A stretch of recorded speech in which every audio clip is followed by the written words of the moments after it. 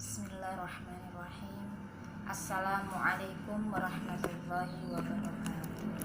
Alhamdulillahirabbil alamin wa bihi nasta'in wa ala umuri dunya waddin wassalatu wassalamu ala asyrafil anbiya'i wal mursalin wa ala alihi wa sahbihi ajma'in, amma ba'd.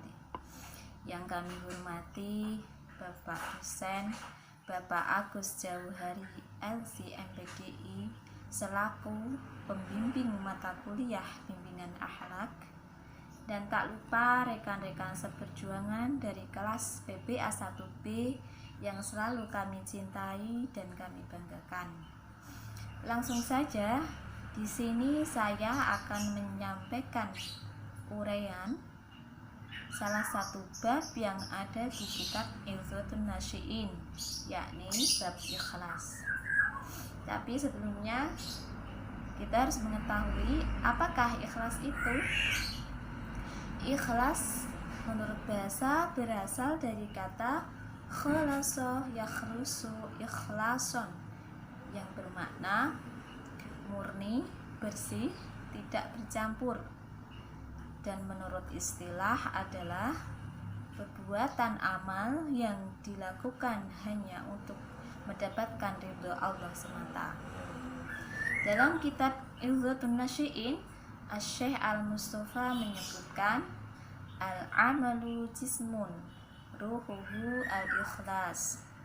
Perbuatan amal itu ibarat tubuh, ruhnya adalah ikhlas, yang mana dengan roh tadi tubuh bisa tegak dan hidup.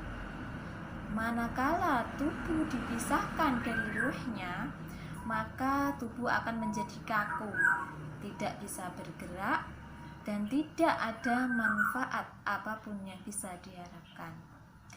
Nah, demikian pula perbuatan amal yang tidak dilandasi dengan keikhlasan sama halnya dengan tubuh yang sudah tidak bernyawa, artinya sudah menjadi mayat, maka perbuatan amalnya itu akan menjadi sia-sia dan sama sekali tidak ada manfaatnya.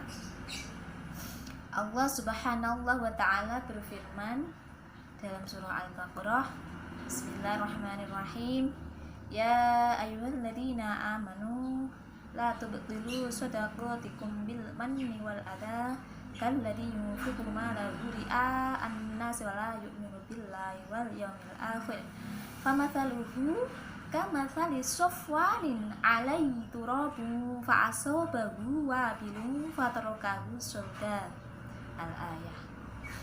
Dalam ayat ini Allah menyebutkan perumpamaan orang yang bersedekah karena ria kepada manusia, artinya perbuatannya tidak ikhlas, maka diumpamakan seperti batu, kamasali sofwan, seperti batu yang di atasnya ada debu, kemudian ada hujan lebat, maka debu tadi akan hilang, hanya tinggal batunya saja.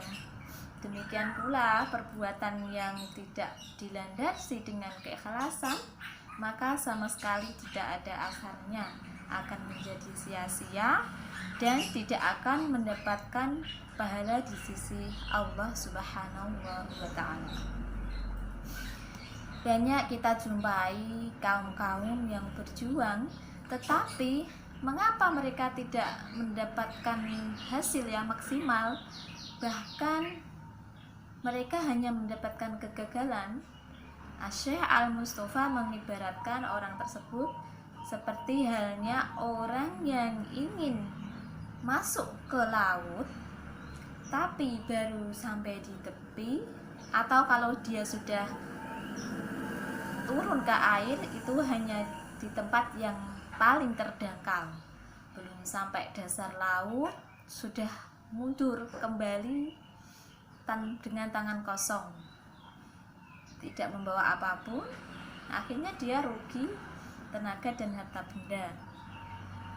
Yang dicontohkan dalam hal ini yang ada di laut, di dasar laut itu adalah mutiara, atau misalnya para nelayan itu ikan yang banyak.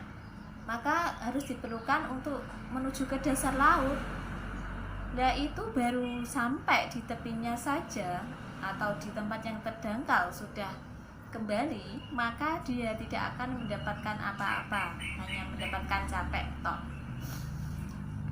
Kegagalan kaum tersebut itu dikarenakan perjuangan mereka hanya untuk mendapatkan keuntungan semata, keuntungan dunia, keuntungan yang tidak terpuji, dan kemewahan yang semu, seperti hanya untuk mendapatkan pujian, hanya untuk mendapatkan kehormatan dan kedudukan, untuk mendapatkan posisi atau jabatan. Nah, Asy-Syaikh Al-Mustafa menyebutkan sesungguhnya ada satu rahasia yang perlu diingat dalam sebuah perjuangan adalah keikhlasan. Sesungguhnya orang-orang yang berjuang dengan penuh keikhlasan liridhoillah untuk kepentingan bangsa dan negara, niscaya masyarakat dan orang-orang di sekitar orang yang berjuang tersebut akan cenderung simpati kepadanya, kemudian akan memberikan semangat, motivasi, dan bantuan tanpa diminta. Dan dengan motivasi dan bantuan tadi akan menjadikan orang yang berjuang ikhlas karena Allah Subhanahu wa Ta'ala akan menjadi lebih semangat dan giat dalam perjuangannya, dan akan menambah keseriusan dan kesabarannya dalam berjuang untuk mendapatkan ridho Allah Subhanahu wa Ta'ala. Adapun orang-orang yang berjuang dengan tidak ikhlas, artinya tidak untuk mendapatkan ridho Allah, misalnya untuk mendapatkan kedudukan, untuk dipuji orang, maka walaupun dia menyembunyikan niatnya, maka suatu saat aib dan celahnya akan terbongkar juga. Seperti pepatah, sebaik pintar-pintarnya kita menyembunyikan bangkai, akhirnya akan tercium juga. Begitu hanya orang yang berjuang dengan tidak ikhlas, maka masyarakat pun kemudian akan bisa menilai, oh orang ini ternyata berjuangnya tidak ikhlas, hanya untuk mendapatkan kedudukan, hanya untuk dihormati orang. Maka dengan sendirinya masyarakat akan mulai meninggalkannya, meninggalkan orang yang berjuang yang tidak ikhlas tadi. Kemudian bahkan mereka bisa juga mencemooh mereka dan tidak akan membantu perjuangannya orang tadi, sehingga orang yang berjuang tadi tidak mendapatkan dukungan, akhirnya menjadi perjuangannya menjadi lemah, menjadi kendor semangatnya, dan akhirnya dia pun berhenti berjuang sebelum mendapatkan hasil yang dicapainya,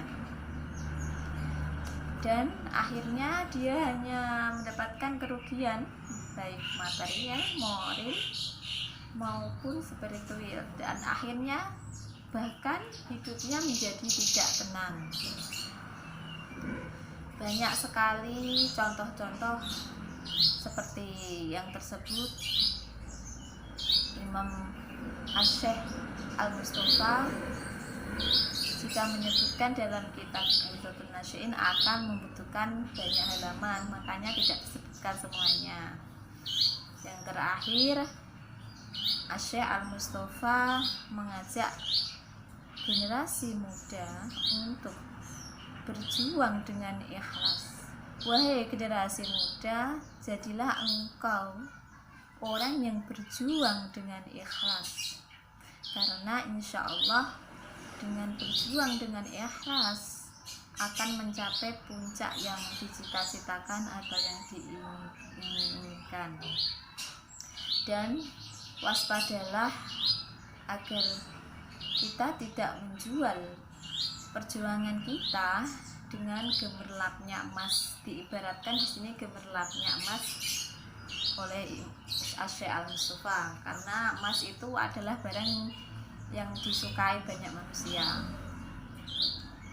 Karena menjual harga diri perjuangan itu, menjual dengan emas, termasuk salah satu karakternya orang-orang munafik, yaitu orang-orang yang menjual agamanya, orang-orang yang menukar agamanya dengan kemewahan dunia, dan orang-orang yang menukarkan kebenaran dengan kebatilan. Maka kita harus berlindung kepada Allah dari sifat yang tidak ikhlas. Semoga kita tidak akan menjadi orang yang tidak ikhlas. Dan ini perlu digarisbawahi, apa sih unsur-unsur ikhlas itu? Yang pertama, unsur ikhlas adalah niat. Kita harus meniatkan semua perbuatan kita untuk ridho ilah, karena innama a'malu binniyat. Kalau sudah diniati dari awal, insya Allah akan mendapatkan pahala dari Allah. Yang kedua adalah untuk merealisasikan keikhlasan itu dengan giat berjuang dan tekun untuk menjalankan perbuatan amal itu. Yang ketiga adalah istiqomah dalam keikhlasan sampai akhir hayat kita. Hanya itu yang bisa kami sampaikan. Apabila ada kesalahan-kesalahan dan kekurangan, kami mohon maaf. Akhirul kalam, wassalamualaikum warahmatullahi wabarakatuh.